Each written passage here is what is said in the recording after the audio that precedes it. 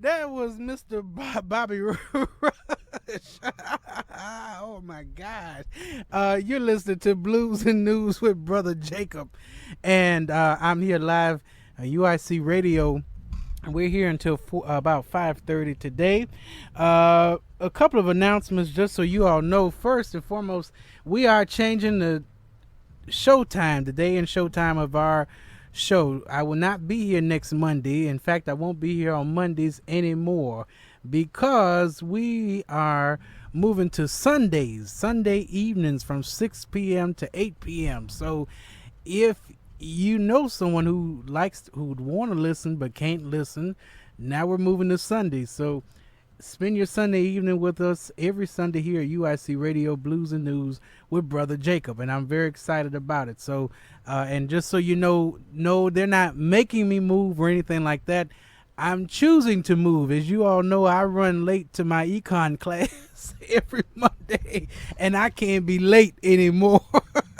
So, we got this situated. Anyway, give us a call if you want to, 312-413-2191.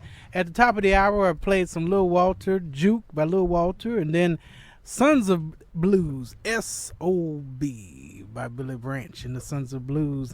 And followed by that, a song that I just got turned on to from Bobby Rush, the Grammy Award winning Mr. Bobby Rush, Bobby Rush's Bus.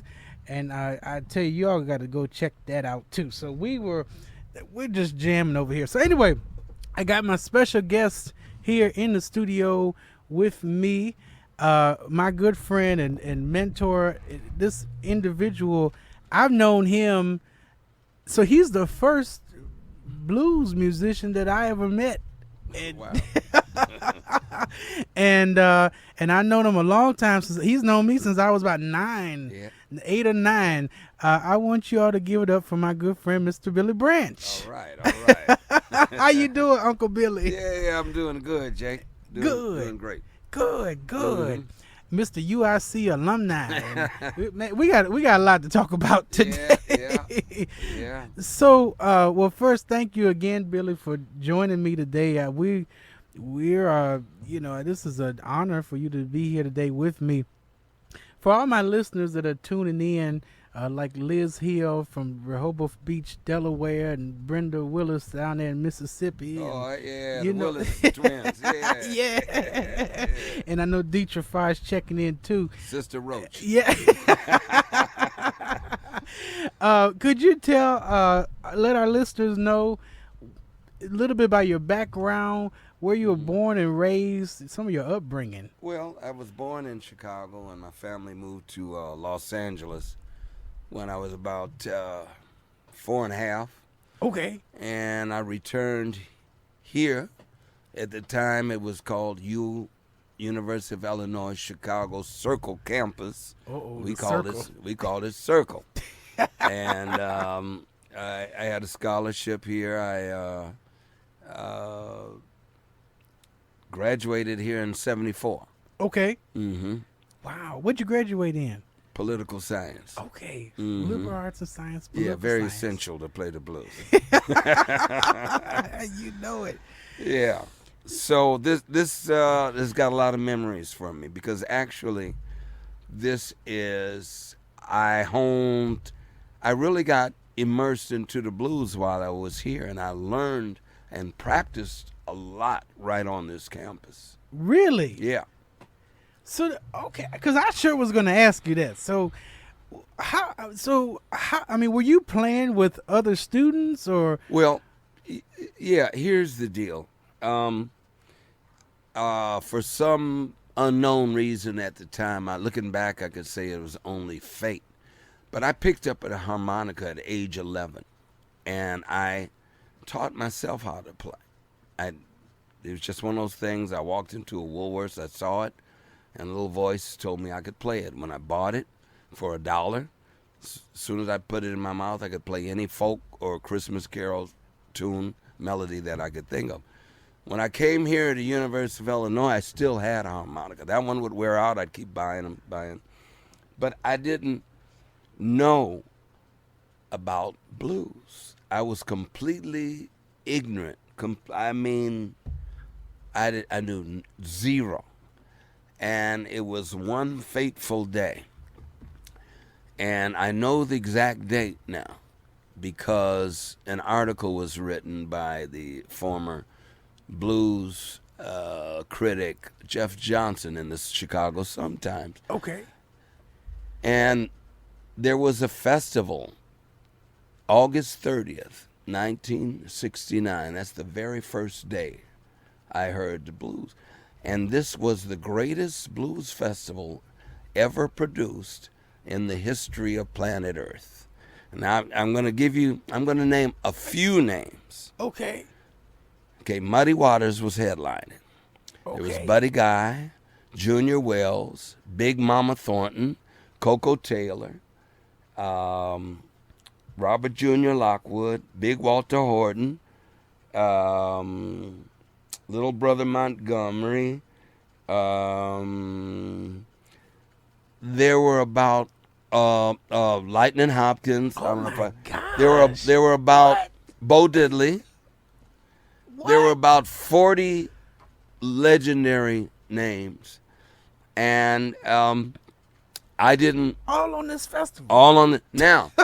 What? The festival was produced by a guy who was the then Mayor Daley's political aides, the son of George Dunn, Murphy Dunn, who went on to become an actor and musician, appearing on Saturday Night Live and a few movies. Sure. And so Murphy Dunn and Willie Dixon produced this festival. Holy cow.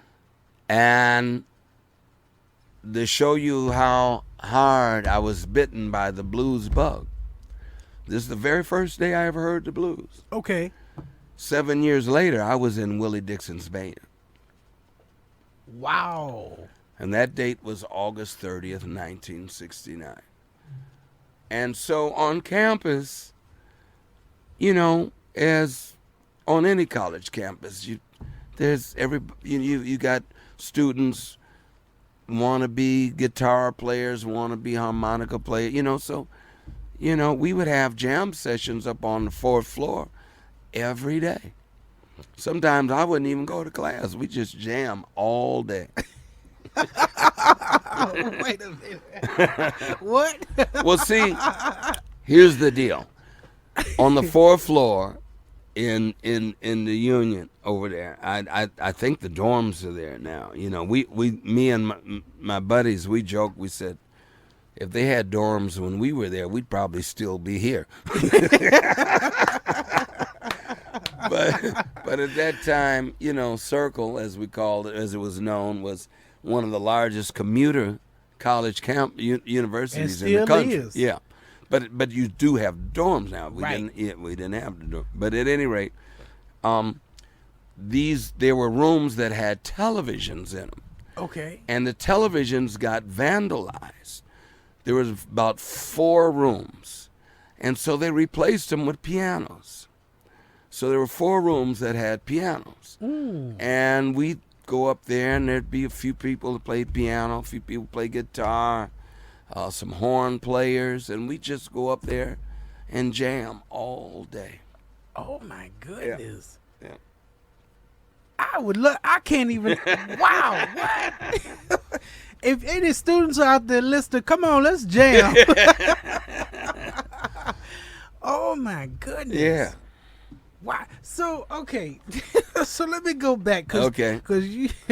Because now you say you were in Willie Dixon's band, and we got to get to that in a minute. All right. But who were you So when you were growing up, I guess what were some of the artists you were listening to? Okay. When I started classes here, I was 17. Okay, but before that, even like when you were just When I was in L.A., I was listening to what we heard on the radio. What was that? That was Motown. Okay. That was James Brown. Being in California, we heard the Beach Boys. Yes.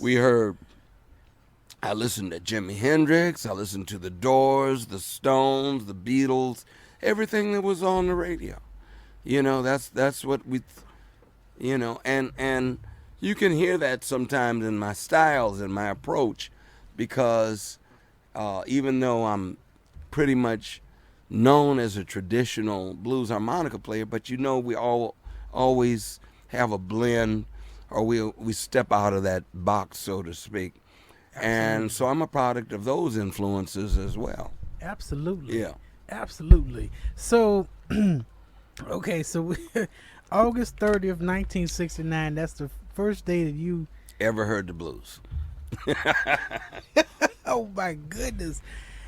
And then you said 7 years later, you went. 7 years later, I was Willie Dixon's harmonica player, and Willie Dixon produced that festival. Okay. So how'd I get from there to there? You're right. Thank you. Well, okay. On campus, a guy that became one of my best friends, Lucius Barner. Well, his mother happened to be Junior Wells' girlfriend. Oh. That's Anna Mae. And Okay. she's Anna Mae is kind of legendary in her own right. Okay. She had an association with several of the well-known blues men in Chicago. Okay. And so Lucius, of course, knew Junior Wells fairly well. Sure. And Junior Wells' home base at the time was Teresa's Lounge. You heard Okay. of Teresa's, Yes. right? Okay, 48th in Indiana. Right. And Teresa's was one of the spots at the time. I mean, there were spots before I came on the scene, like Silvio's. There was Pepper's. I went to Pepper's, but not the original Pepper's. But there were, at that time, the south and west sides were, the landscapes were, there were quite a few regular blues clubs. When I was there was Pepper's, Teresa's, the Queen Bee Lounge, Florence's. There were a few more, Peyton Place. And so Lucius took me down to Teresa's to meet Junior Wells. Okay. And to the best of my memory, if they, the expression, if looks could kill, when he introduced me, Junior Wells looked at me like 2 cents waiting on change, man. He was like, what you bring this here for? Because Lucius also was playing harmonica, and he wanted him. And he's like, what you bring this guy looking like that? Looking, So, but I was, the bug had bit me, and I was hooked, and there was no stopping me. So I would be in the clubs as much as possible. I was everywhere. Some of my college friends teased me. They said, Billy, you used to take us in the most hole in the wall down, and they said we'd be driving down the street, and I'd hear some blues, and that meant we had to stop the car, and we all had to go in because they weren't gonna let me go in by myself. Oh my goodness. Yeah. So some of those so what were some of those other places that you can remember that you used to frequent, I guess, during that time? Well, those are the ones I meant. The Queen Bee Lounge. Okay, you're familiar with Lee's Unleaded. Right. Well, before it was Lee's Unleaded, it was the Queen Bee. Right. Which was owned by Queen Bee, who was very attractive proprietor. Okay. And she was kind of legend. All these owners, they had personalities, Yes, they did. You didn't mess with Queen Bee, you didn't mess with Teresa.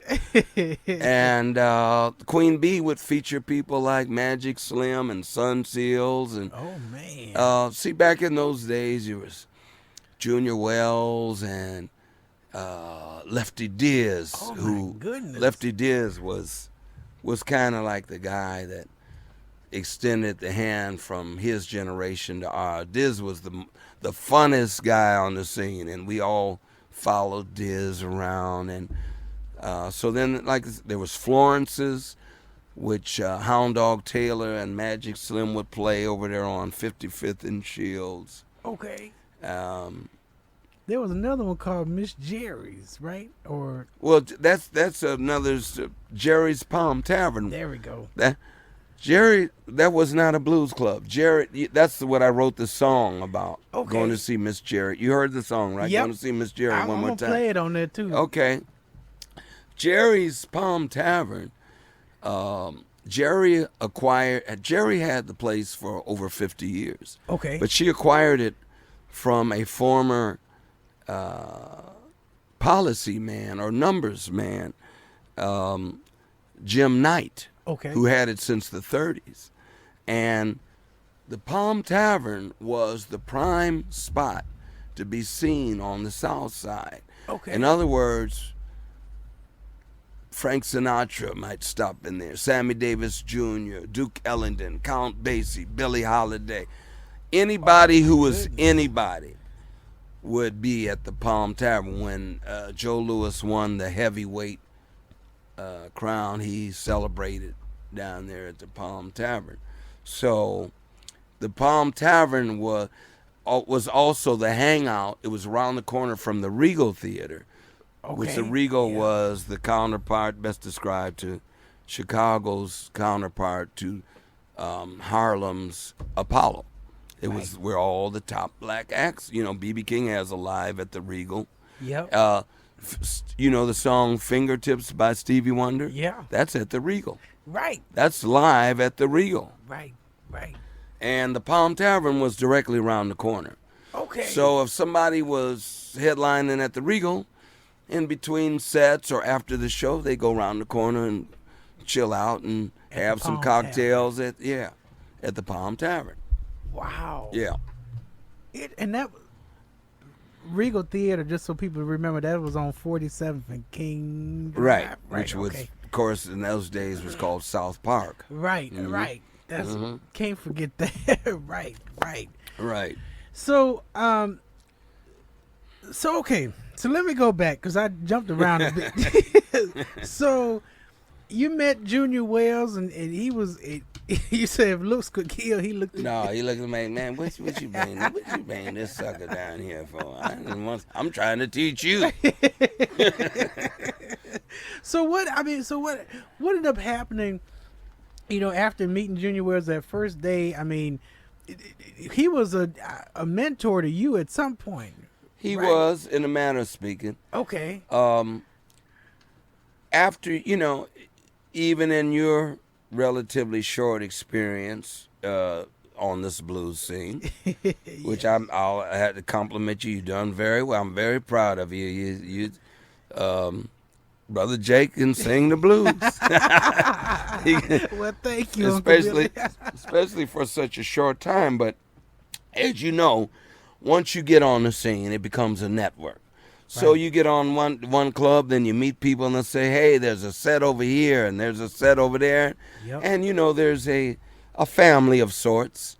And at that Let me shut up. Yeah, don't start you to talk. There's a family, dysfunctional, but there were so many clubs, and there were on the West Side had a vibrant blues scene as well, which it still does, but not like, when I first started venturing in the clubs, early 70s, there was probably 30 places you could go and see blues on a regular basis. Goodness. And then it started opening up on the north side. The first. Wait, time out. Wait. 30 places? You mean on the south side? On the south side and west side, sure. 30 places, about 30 places on the south and west side alone. We're not even talking about the north side. Okay. We're not even talking about the north side. I just want to put that out there, and okay. Yeah, there were man, because there were so many great blues artists. And looking back, the bar was so high. Looking back, the guys that we would have considered mediocre back then would be at the top of the hill right now. Who are some of those folks, if you don't mind me asking? Well, I don't want but I just said, but there were so many. You had in addition to you had Louis Myers, the Aces. That was Little Yes. Walter's band. Yes. You had Little Smokey Smothers, Big Smokey Smothers. You had Sunnyland Slim. Yes. Of course, there was Big Time Sarah, who we just lost a few years ago, rest her soul. You had J.B. Huddle. You had Johnny Littlejohn. Jimmy Reed was still on the scene. And then the Howlin' Wolf. And then there was Coco Taylor and James Cotton and Big Walter Horton and Carrie Bell and One Arm John Wrencher and Good Rockin' Charles. And I could go on and on and on. Oh, my goodness. Yeah. Wow. So, man, sorry. I'm just sitting here thinking about all these artists, and I'm still stuck on that festival, too, thinking about if I'll at some point you remind me, I have the article saved in my phone. I can forward you that article. Please which do. lists all of the artists. Oh, please do. Yeah. I would love to see that. Yeah. So, okay.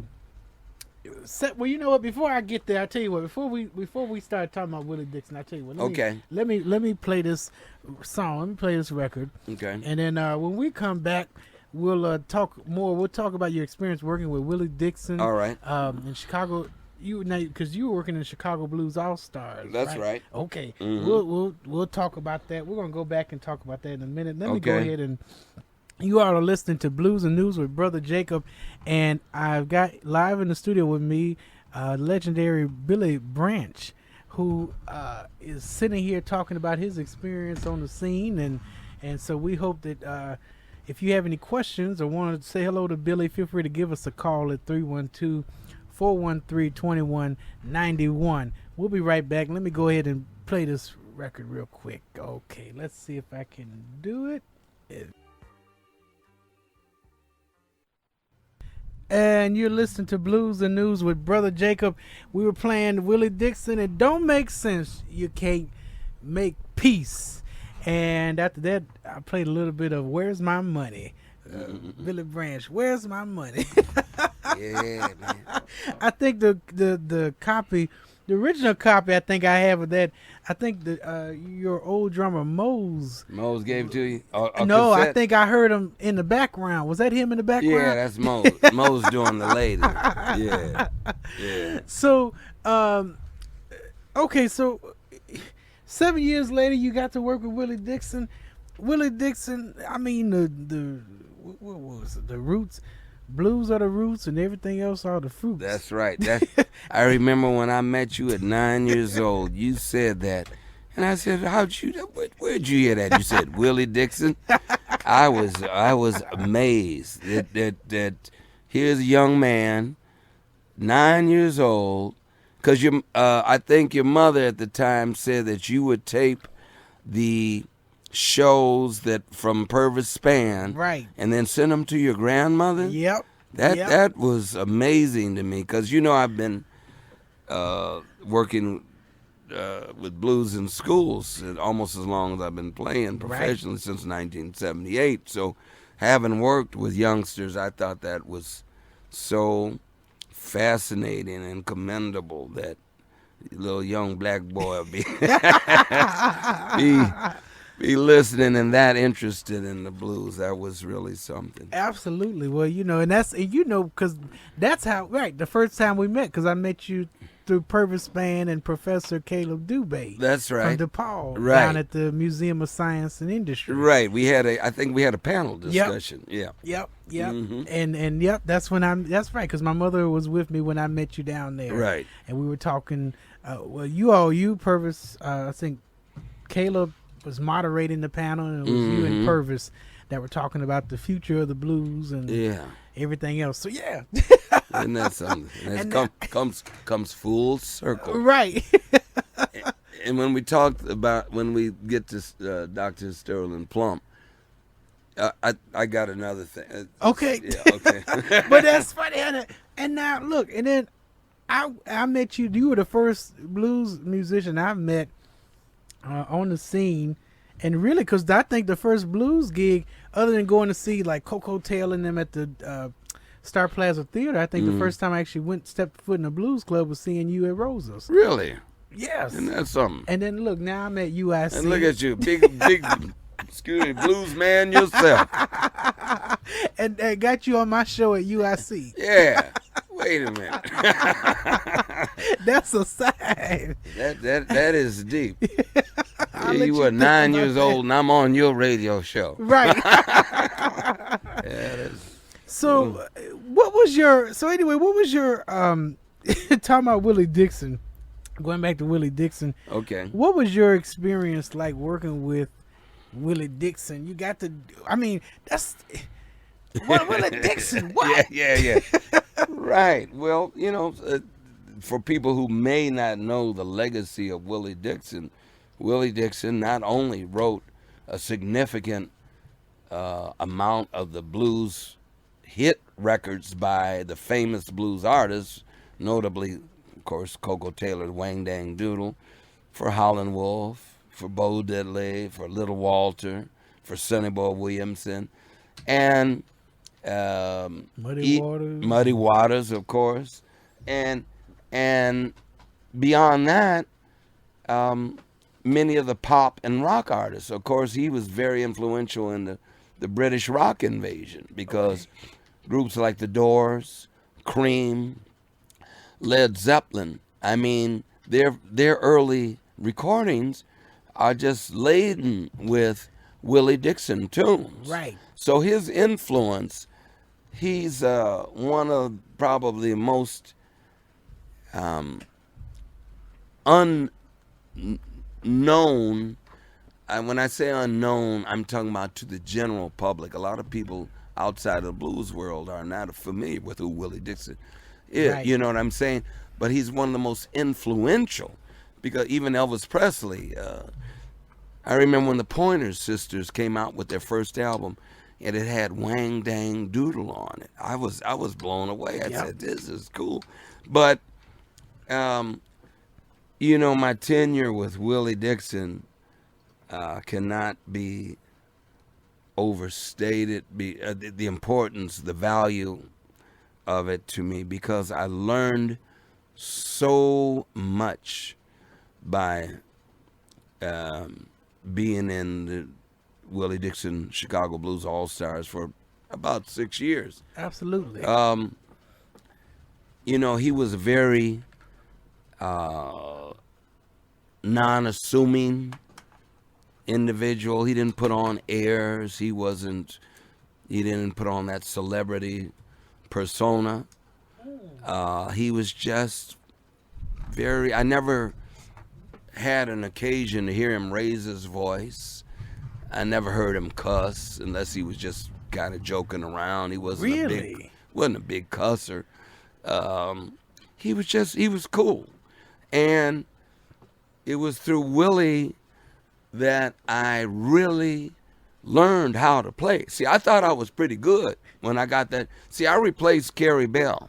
Okay. Lurie's dad. Lurie Bell's dad. Wait, you replaced Carrie Bell. I replaced Carrie Bell. Wow. And I remember the very night when Carrie Bell quit, I was there. He wrote a note. He had his wife, Dorothy, take the note, say, I quit. And then Carrie Bell comes to me and says, now. I said, now what? You got it. I said, I got what? He said, the job. That's what you wanted, MF. Oh, my God.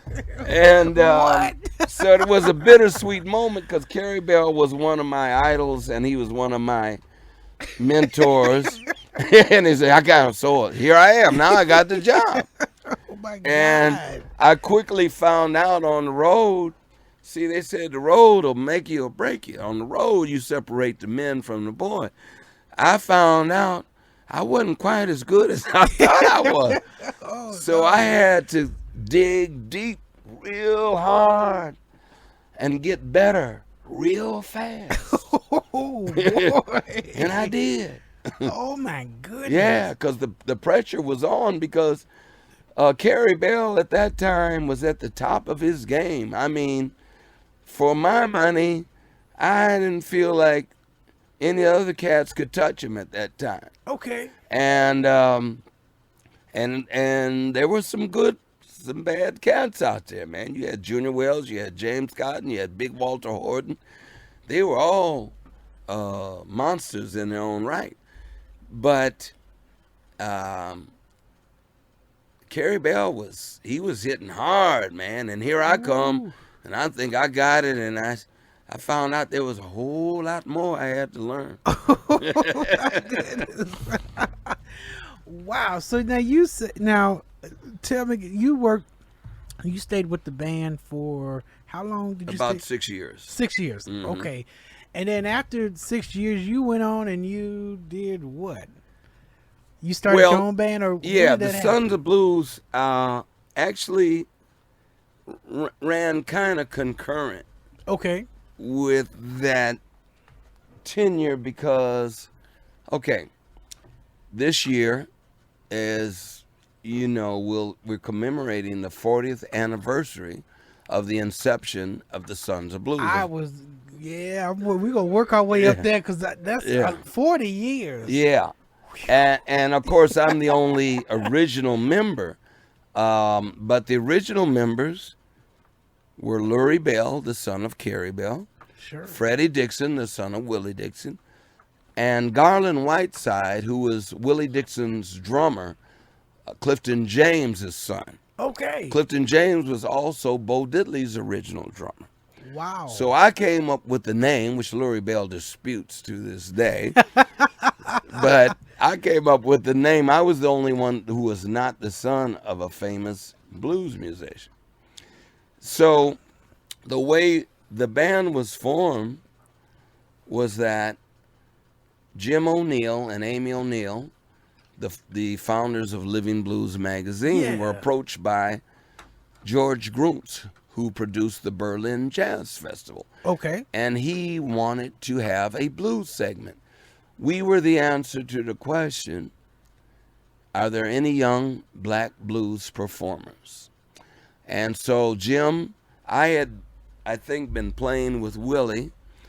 And so Jim was aware of me through that, and also through an infamous harmonica battle with Little Max Simmons, which I got right up in Living the Blues. Man, that's a whole nother story. But at any rate, so we were the answer. Are there any young black players? So he assembled 15 of us, comprising 3 rhythm sections. So our very first performance, paid gig anywhere, was at the Berlin Philharmonic. Oh my gosh. In 1977. Wow. And we debuted the song written by my friend Lucius Barner, the one whose mama was Anna Mae Junior Wells' girl. Lucius Barner wrote the song Tear Down the Berlin Wall, and we premiered that song at the Berlin Jazz Festival with Willie Dixon improvising a rap. What? What? And you can see that on YouTube. So I go on YouTube and look that up. Yeah, I Am the Blues. Now, there's 3 I Am the Blueses on YouTube, but this is one that'll say Willie Dixon and the New Generation of Chicago Blues. Oh, my goodness. Yeah, and that was our first gig, and that's when the Sons of Blues first began. Wow. 1977. And it hasn't stopped. Hadn't stopped. Because now it's 2017. 40 years. 40 years. And you're doing a 40-year anniversary at the Chicago Blues Festival. On June 9th, Friday, we're closing it out. Ooh. Okay, we're going to... but we're going to talk about that a little bit, too, because we'll talk about some upcoming performances you have. Okay. I know you got some gigs coming up. Yes. Wow, sorry, that's just a lot of history. Wait a minute. Okay, you're listening to, let me remind everyone, you're listening to Blues and News with Brother Jacob, and I've got live in the studio with me my good friend and blues musician, blues legend, Mr. Billy Branch, and we're talking a bit about his experience, on the blues scene. So just so you know, we do want to give a shout out to a few people like Miss Venus, I gave a shout out, but I give another shout out, Miss Brenda Willis with Twice as Nice Entertainment. Ruth Singleton out there in New York. Vanessa Mooney from the south side of Chicago. And Gary P. Tyson over there on WGFM Radio. We're giving a shout out to him too because we see they're checking in. Is Sister Roach listening? She might. I think she had something else to do, but she was listening earlier. So, but she'll probably hear this later on.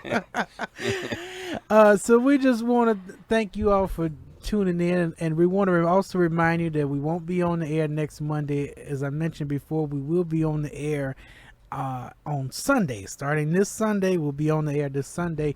I should let you know too, by the way, that Sunday Dolores Scott and Gene Barge will be in the studio with me, so you don't want to miss that. So they will be in the studio with me, and we'll be talking about their history on the music scene. We do want to also give a shout out to Chris Charity, who I see is now checking in too over there. Chris Charity, her and her mother Helen. Okay, alrighty. So let me get back to Mr. Billy Branch. Yeah, I thought you were gonna play. Okay. Yeah, well, why not? Let me play. Let me go ahead and I know what I'm gonna do. Let's see here. Let's see here. I do this. What you got there? We'll play something off of.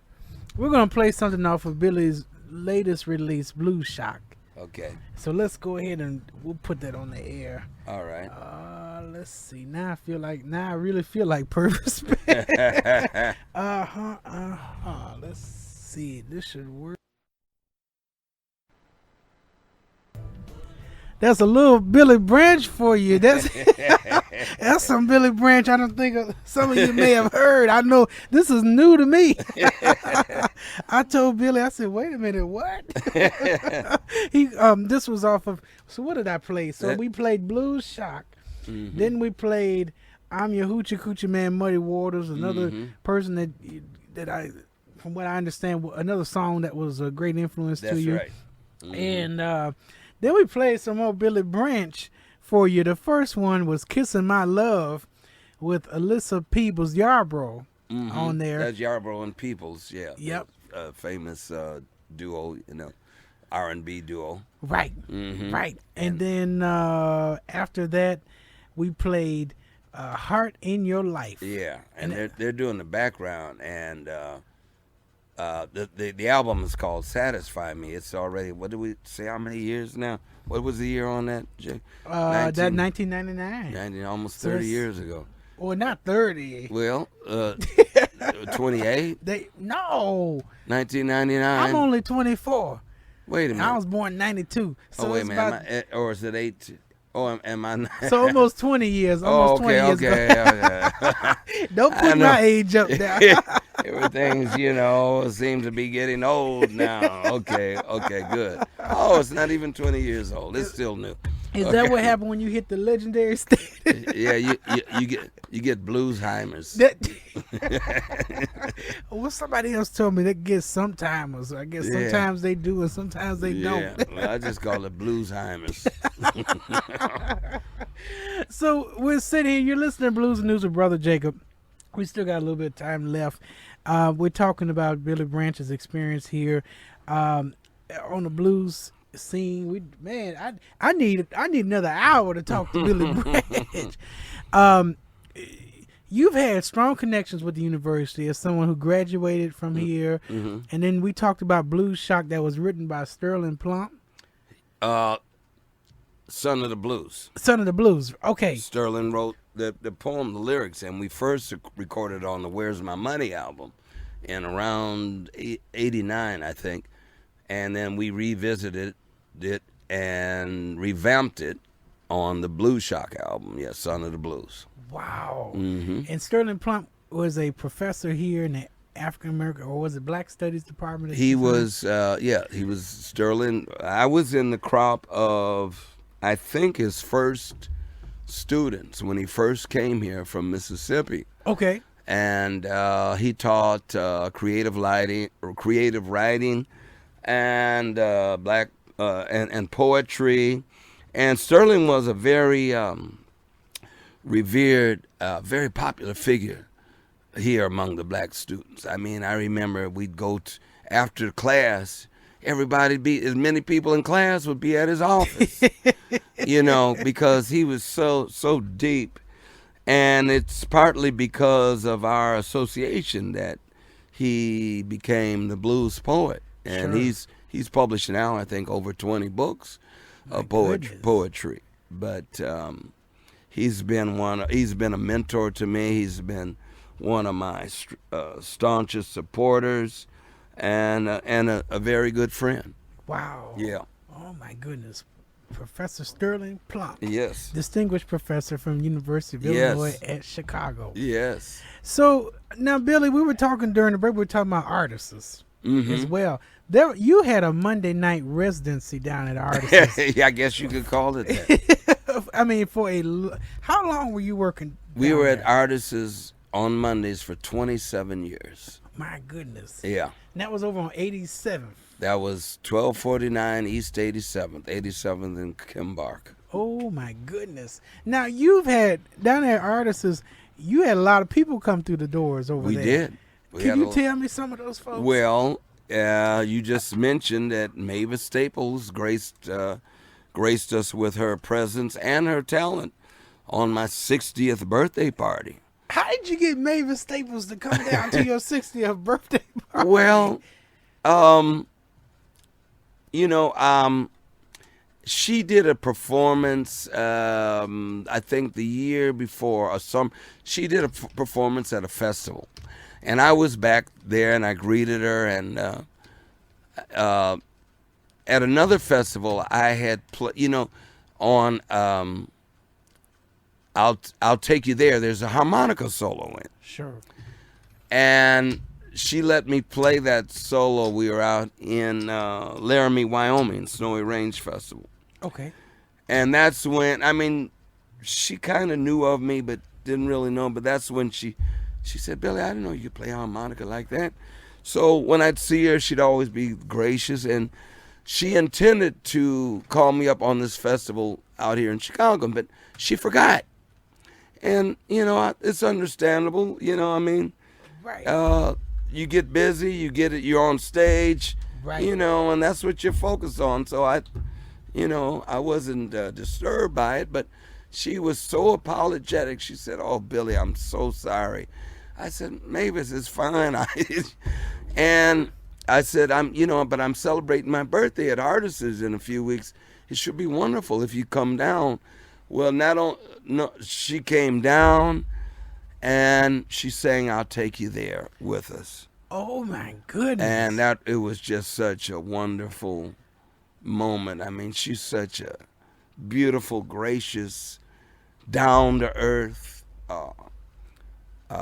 joyful person. Yes. But we had Mavis Staples. We had there's a group out of Mexico called El Tri. Okay. They're like the Mexican Rolling Stones. They've been down there.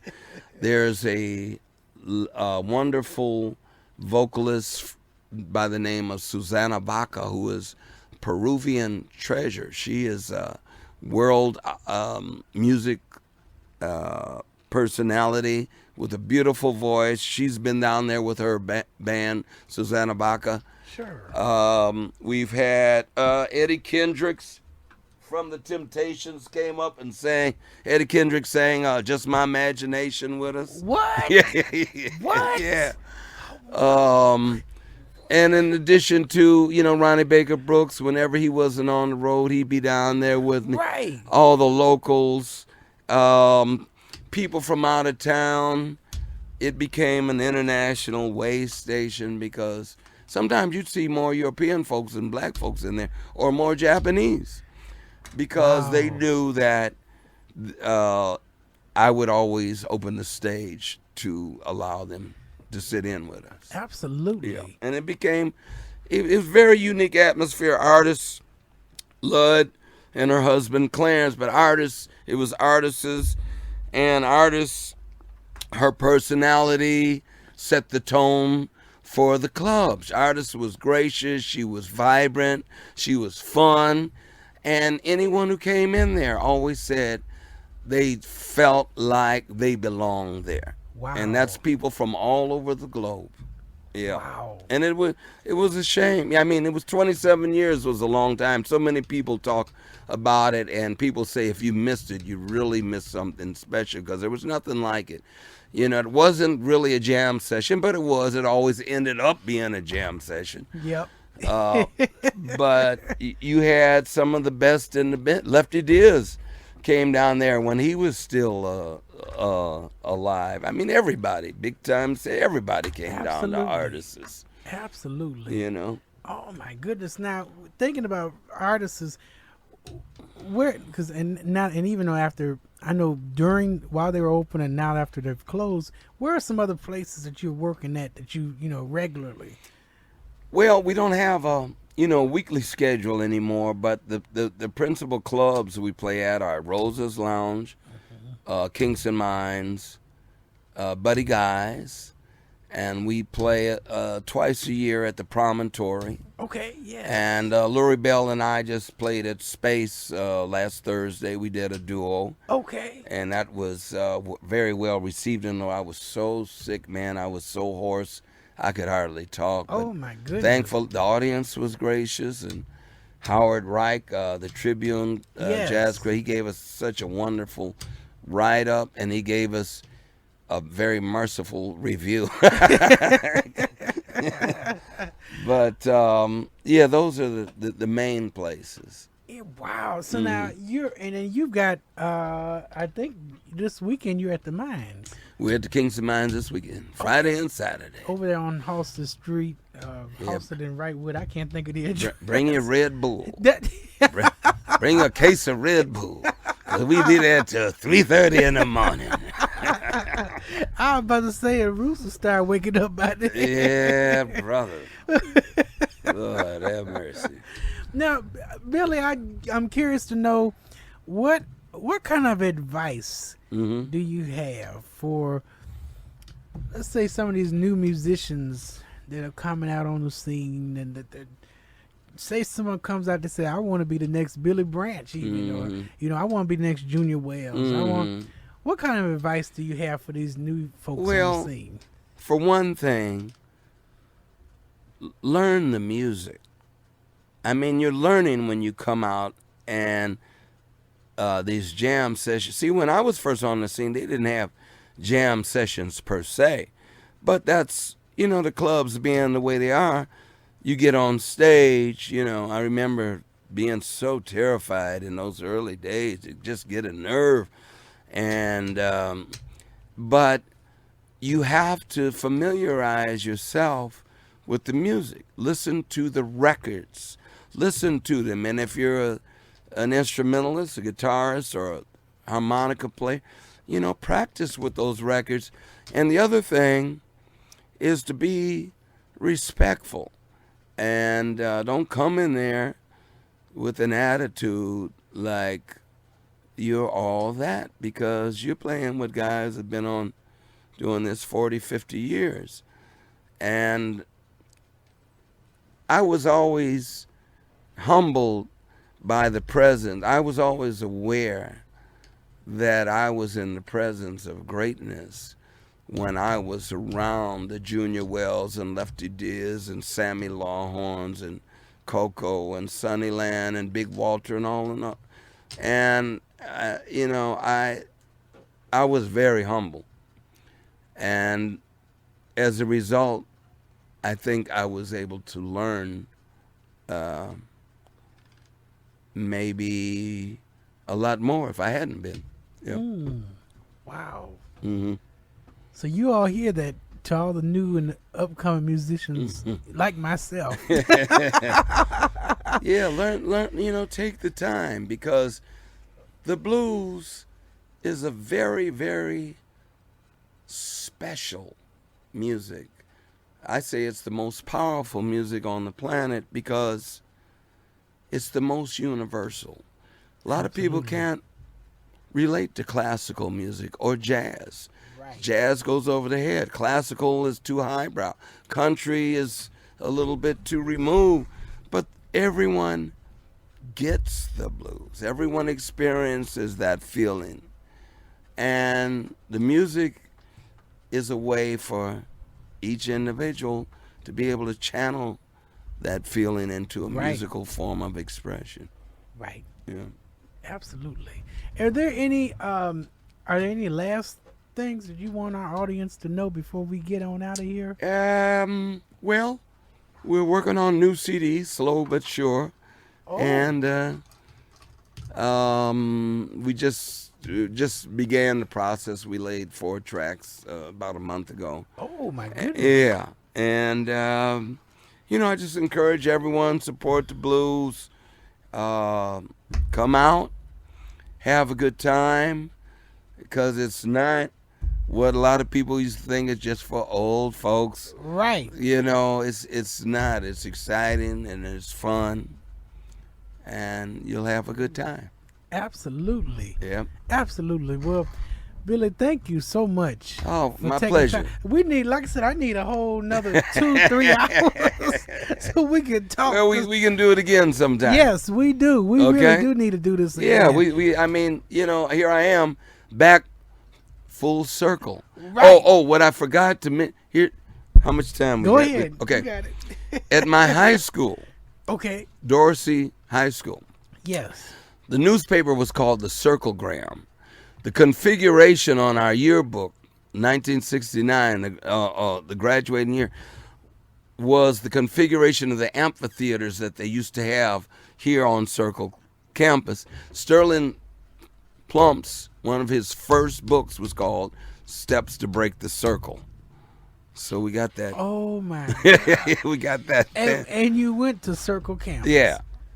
So there. Yeah. Oh my gosh. That's a sign. Yeah. That is a sign. Yeah. So here we am, full circle. Full circle Here again. I meet you at 9 years old. Here you are, big time radio DJ. Right. Purvis Spann Jr. Right. Yeah. Oh my gosh, Billy, we got to do this again. Right on. And so let me, I'll tell you all, those of you who are listening, this is Blues and News with Brother Jacob. I am getting off the air early because I got to get to class on time today. But before I go, just want to remind you, you can catch Billy Branch down at the Kingston Mines this weekend at 2548 North Halsted Street. You there both Friday and Saturday. That's correct. And then and we'll be playing from about 9:30 to or 10:30 to no, we 3:30? do on our side now. You gotta have empathy for the other side. On our side, we do 3 sets, each 10:30, 12:30, and 2:30. On that other side, I don't know how they do it, but my heart goes out to them. But yes. Well, thank you again, Billy. My pleasure. We want to remind everyone, we will not be here next Monday anymore. We will be on Sundays. So come check us out this Sunday from 6 to 8 p.m., the new day and time for Blues and News with Brother Jacob. We will be having Dolores Scott and Gene Barge in the studio. We'll be talking about their career and whatnot, and we're just going to be playing around. So, and then just so you all know, the following week we'll have Janine Brown Mosley on to talk about the Blues Festival and what we can expect from this year's new Chicago Blues Festival. And then I'll also be talking to Alex Dixon about the Willie Dixon Blues Heaven Foundation and what's going on with that, since there's been a lot of talk and questions about it. Well, he's going to have some answers for you. Since his grandmother, since Marie, rest her soul, since she passed. Right. So, but anyway, we're going to go ahead and get on out of here. We're going to get out with some more Billy Branch for you. We thank you for tuning in. And until next time on this Sunday, 6 o'clock p.m., I'll see you then. All right.